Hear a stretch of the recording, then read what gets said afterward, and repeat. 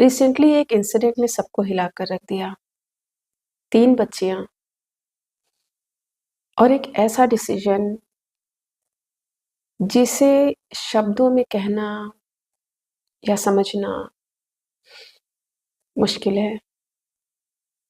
मैं ये वीडियो किसी को ब्लेम करने के लिए नहीं बना रही हूँ, बल्कि मैं ये वीडियो इसलिए बना रही हूँ ताकि हम रुक कर थोड़ा सोच सकें, समझ सकें कि हम कहाँ जा रहे हैं, कहाँ हमें बदलाव की ज़रूरत है, कहाँ हमें अलर्टनेस की ज़रूरत है, कहाँ हमें ज़्यादा अवेयर होने की ज़रूरत है, कहाँ पर गैप्स हैं, इमोशनल गैप्स हमारे आसपास, हमारी फैमिलीज़ में, हमारे आसपास के सारे एनवायरनमेंट में जहाँ भी हम जाते हैं, हमारा इंटरेक्शन होता है, हमारे बच्चे जहाँ जाते हैं, जब वो ग्रो कर रहे होते हैं, किस-किस एनवायरनमेंट से उनका इंटरेक्शन होता है। इस वीडियो में इन्हीं सब चीज़ों के बारे में बात करेंगे। बच्चों का पहला एक्सपोज़र और पहला कनेक्शन हमेशा फैमिली से होता है। तो इस बात को समझना कि फैमिली और बच्चों के बीच में जो इमोशनल कनेक्शन है, वो किस तरह का है, ये बहुत इम्पोर्टेंट होता है। बच्चे अक्सर सिर्फ़ शब्दों पे रिएक्ट नहीं करते हैं, बल्कि जो उस उन शब्दों का टोन होता है, जो उन तक पहुँच रहे होते हैं और इस बात का डर कि मुझे छोड़ दिया जाएगा या मुझे कोई समझने वाला नहीं है, इन चीज़ों पर बच्चे ज़्यादा रिएक्ट करते हैं। तो कभी अगर कुछ कहना है, समझाना है, डाँटना है, तो हमें एज़ अ पेरेंट एकदम से आक्रामक होके अग्रेसिवली उनसे हार्श शब्दों से नहीं बात करना चाहिए, बल्कि सबसे पहले जो भी इंसिडेंट है उसको समझने की कोशिश करनी चाहिए, जो प्रॉब्लम है उसको समझने की कोशिश करनी चाहिए। और जब भी आप बच्चे से संवाद कायम करें, जब भी उन्हें आप कुछ समझाना चाहते हैं, बताना चाहते हैं, तो शब्दों का जो चयन है ना, बहुत ही केयरफुली करें आप और जो टोन है, टोन को आपको बहुत ही पोलाइट रखना होगा। बच्चे कई बार जो डाँट होती है, उसको दूसरे तरीके से लेते हैं। उन्हें ऐसा लगने लगता है कई बारी कि मेरे पेरेंट्स मुझसे प्यार नहीं करते हैं और ये हमेशा नहीं होता है। जब भी कोई पेरेंट डाँटता है बच्चों को, उनसे बहुत ही रूडली बात करता है, तो उस पर्टिकुलर मोमेंट में उनको अक्सर ये फ़ील होता है, ये साइकोलॉजी कहती है कि मुझे प्यार नहीं करते हैं ये लोग। हालाँकि वो टेम्परेरी होता है, लेकिन कहीं न कहीं बच्चे की साइकोलॉजी में, उसके माइंड में ये चीज़ें अगर रिपीट हो रही हैं, बार-बार इस तरीके की चीज़ें हो रही हैं, तो वो नंबर ऑफ इंसिडेंट्स उनके माइंड में स्टोर होती रहती हैं और वो उनके खिलाफ ही जाकर काम करने लगती हैं ये चीज़ें। बच्चों को फिर ये लगने लगता है ना कि मेरे पेरेंट्स, मेरी फैमिली मुझे प्यार नहीं करती है। वो कहेंगे नहीं, ज़्यादातर बच्चे नहीं कहते हैं, लेकिन वो सोचते हैं और जितनी बार ये चीज़ें होती हैं, यानी जितनी बार उनको डाँट पड़ती है पेरेंट्स से, फैमिली से, तो वो हर बार उसका नंबर बढ़ता जाता है। उनकी मेमोरी और स्ट्रॉन्ग होती जाती है। वो शायद ईज़िली विज़िबल ना हो, बट वो कहीं न कहीं रहती है और फिर जब वो अ, हमेशा ये कंटिन्यूअस ही रहता है, तो हो सकता है आने वाले टाइम में वो अपने आप को बिल्कुल नेग्लेक्टेड फ़ील करें। ऐसा बहुत सारे बच्चों के साथ होता है। वो बहुत सारी चीज़ें फिर छुपाने लगते हैं, पेरेंट्स को नहीं बताते हैं। अच्छा भी कर रहे होते हैं, तो उसको भी कहने की उनके अंदर हिम्मत नहीं आती है। क्योंकि उन्हें कहीं न कहीं ये विश्वास हो चुका होता है कि मैं कुछ भी कर लूँ, इनको तो समझ में नहीं आएगा, क्योंकि ये मुझसे प्यार नहीं करते हैं, हमेशा बस डाँटते रहते हैं, इसलिए इनको बताने से कोई फ़ायदा नहीं है। तो वो अपने डिसीज़न्स खुद ही लेने लगते हैं और फिर उसका नतीजा कई तरीके से सामने आ सकता है। ख़ास तौर से बच्चे जब एडोलेसेंस की तरफ बढ़ रहे होते हैं ना, तो उनकी बॉडी में बहुत सारे चेंजेस होते हैं, हॉर्मोन्स के चेंजेस होते हैं, तो उनके जो इमोशंस होते हैं ना, वो बहुत ही इंटेंस होते हैं और जो उनकी लॉजिकल थिंकिंग होती है, वो कहीं न कहीं वो डेवलप हो रही होती है। और जब इमोशंस इंटेंस होते हैं, अचानक से बढ़ते हैं, अचानक से कम होते हैं, तो ऐसे टाइम में जो रिएक्शन होता है ना, वो भी फ़ास्ट होता है। फिर उसका नतीजा कुछ भी हो सकता है, अच्छा भी और बुरा भी। एज़ अ पेरेंट बहुत सारे लोगों को ये लगता है कि वो जो कुछ भी कहते हैं या करते हैं बच्चों के लिए या बच्चों के सामने, वो सब सही है। लेकिन बच्चा इसको अलग तरीके से सोचता है। उसको बार-बार ये लगने लगता है कि शायद मैं ही गलत हूँ। और ये जो गैप होता है, जहाँ पेरेंट को लगता है कि वो उसका हर एक्शन, हर चीज़ सही है और बच्चा अपने आप को ही दोषी मानने लगता है। तो ये जो गैप है ना, ये बहुत डेंजरस हो जाता है। तो यहाँ पे पेरेंट्स कुछ चीज़ें कर सकते हैं, बदलाव कर सकते हैं। जैसे कि बिहेवियर में चेंज करना अपने अ, कुछ भी बोलने से पहले या उनको कुछ भी जज करने से पहले, बच्चों को जज करने से पहले, आप अपने अंदर थोड़ा-सा बदलाव लाइए, थोड़ा-सा पेशेंस लाइए। और दूसरा, किसी इंसिडेंट के बारे में, किसी घटना के बारे में जब भी पेरेंट्स को पता चले, तो उसको अज़्यूम करने से पहले, अपने माइंड में एक पिक्चर, इमेज बनाने से पहले, आप अपने बच्चे से बात करो। आप उसको समझने की कोशिश करो, उसको टाइम दो। उसको जब आप बोलने का मौका दोगे, बिना किसी जजमेंट के, तो वो आपको सच बताएगा। वो आपको अपने डर बताएगा। वो आपको सच्ची घटना बताएगा।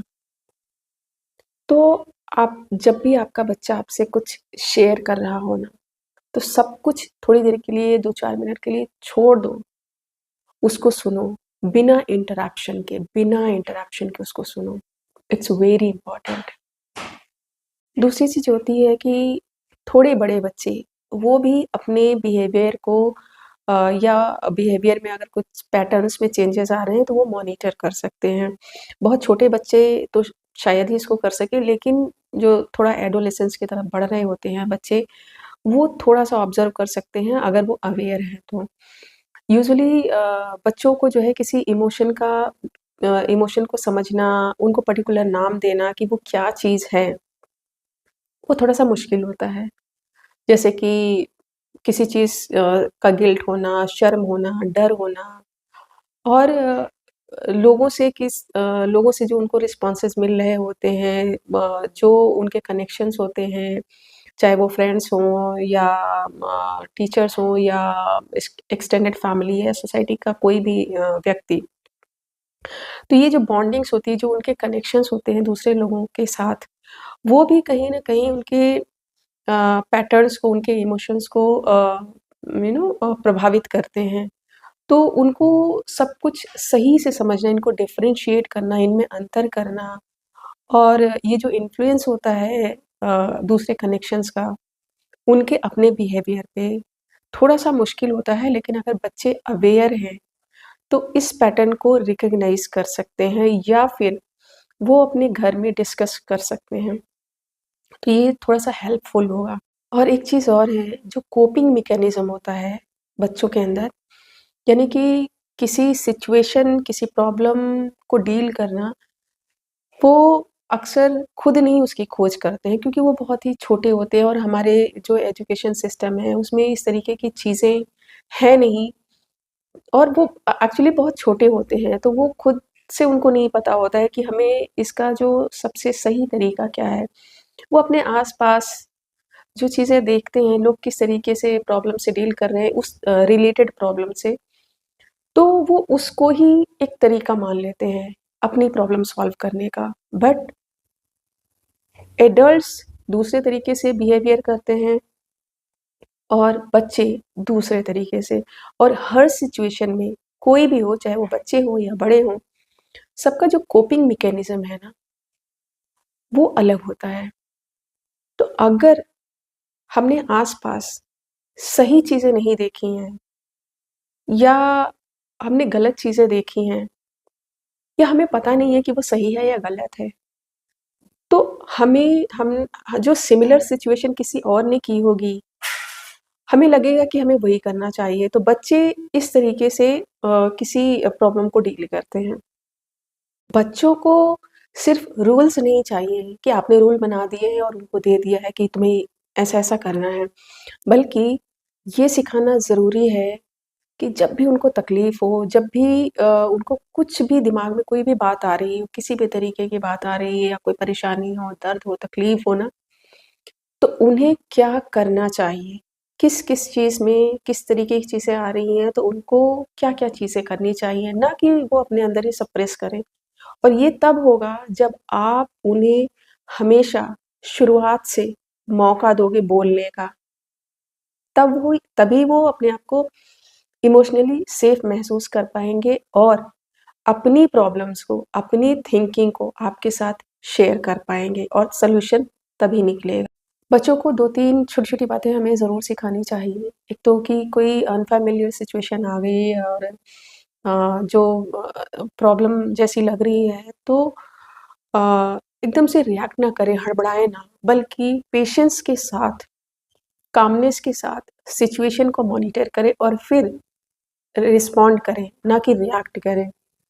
दूसरा, उनको इस चीज़ को नॉर्मलाइज़ कर दो कि वो हेल्प माँगने में किसी से भी संकोच ना करें। जब भी उन्हें उनके साथ उन्हें लगे, ज़रूरी नहीं है कि कोई सिचुएशन ख़राब होगी तो ही वो मदद माँगे। वो छोटी-छोटी चीज़ों के लिए भी मदद माँग सकते हैं एंड इट्स गुड थिंग।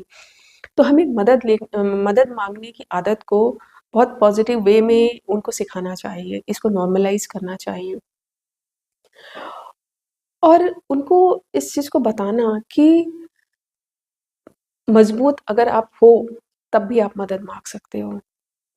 ज़रूरी नहीं कि मदद का मतलब ये नहीं होता कि कमज़ोर लोग ही मदद माँगते हैं। आप मज़बूत होकर भी मदद माँग सकते हो, डिपेंडिंग ऑन द सिचुएशन। अगली चीज़ है टीचर्स और स्कूल्स का रोल।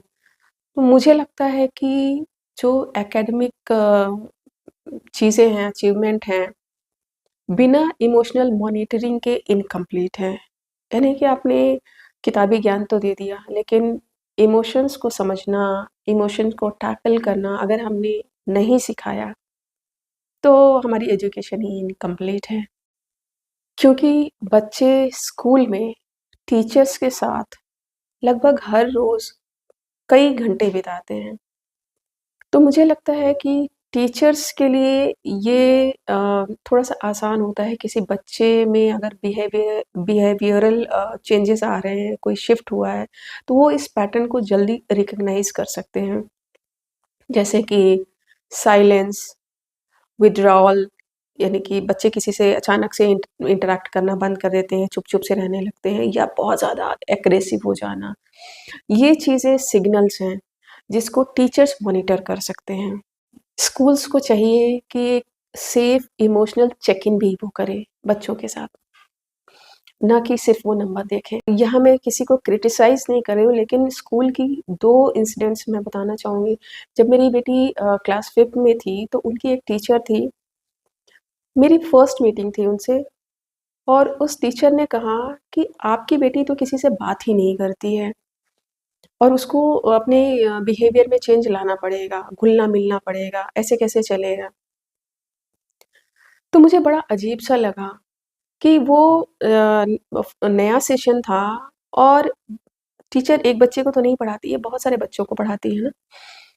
उसने इतने कम टाइम में मेरे बच्चे को कैसे जान लिया?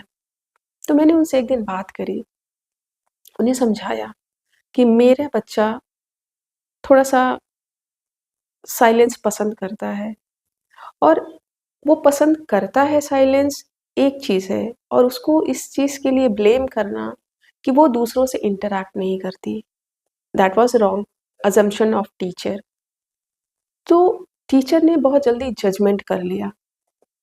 तो अगर मेरे बच्चे के साथ वो ऐसा जजमेंट कर सकती है, तो हो सकता है कि बहुत सारे दूसरे बच्चों के साथ भी जैसा उन्होंने एक पैटर्न देखा होगा, ऑब्ज़र्व कर लिया। जबकि मेरी बेटी बहुत ही इंटेलेक्चुअल है, तब भी थी, अभी भी है।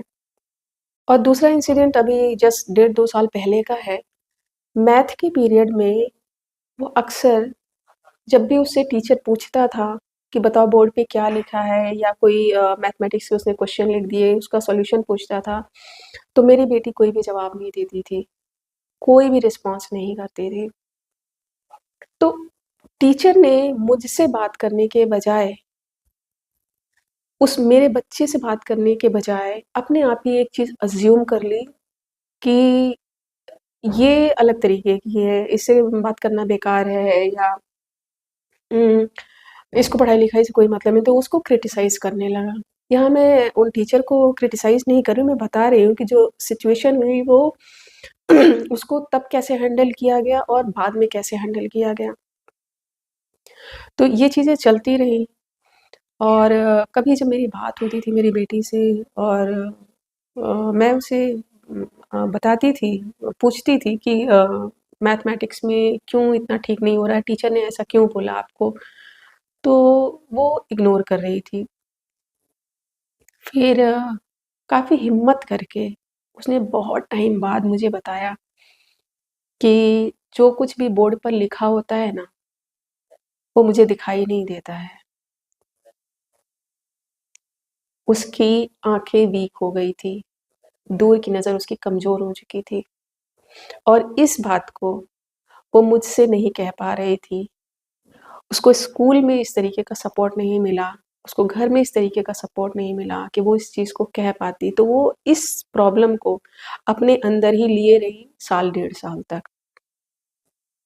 फाइनली जब उसने मुझे ये बात कही, तो मैंने उसे समझाया कि नहीं कहने से नुकसान किसका हुआ? तो उसने कहा मेरा। तो उसको समझ में आ गया कि उसे ये पहले कहना चाहिए था।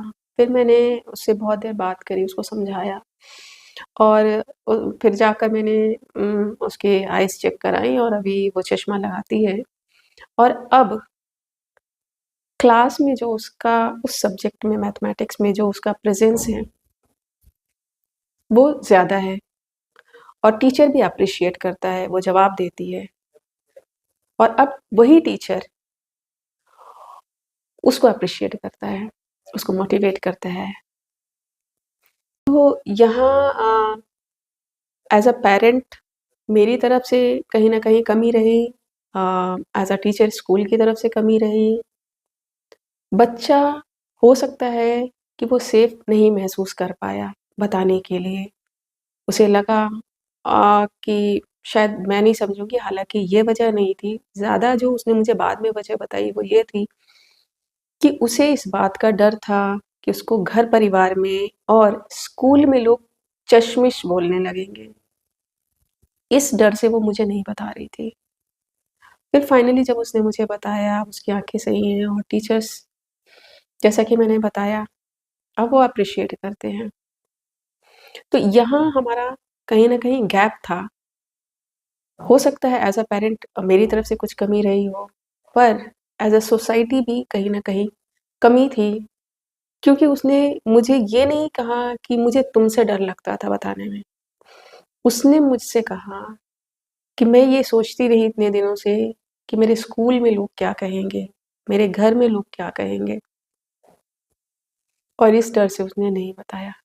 तो मेरी जब भी बात होती है, मैंने तो अपनी बेटी को इस तरीके से चीज़ें समझाई हैं, बताया है, उसको ग्रूम किया है कि वो अपनी कोई भी प्रॉब्लम है मुझसे शेयर कर सकती है। लेकिन सोसाइटी किस तरीके से, या स्कूल किस तरीके से उसे समझता है, उसकी चीज़ों को समझता है, कितना उसको सीरियसली लेता है, ये इम्पोर्टेंट है।